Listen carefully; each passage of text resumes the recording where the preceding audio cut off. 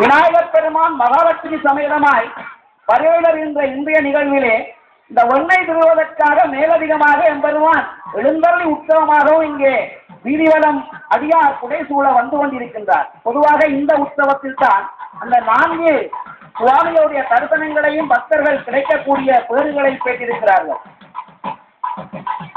பொதுவாக இப்பொழுது வடக்கு வீதியிலே இப்படியான கைங்கரியங்கள் சிறப்புகள் ஆலயங்களில் நடைபெறுவது அருகிவிட்டதென்றே சொல்லலாம்.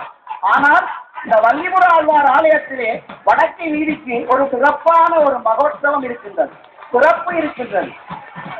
எம்பெருமானை சுமக்கின்ற அந்த பக்தர்கள் கூட காலங்காலமாக இந்த வடக்கு வீதியிலே நாடகத்திலே நடிப்பார்கள், வளர்ந்தவன் பின்பு எம்பெருமானை காவுவார்கள். அப்படியான அந்த சிறப்பான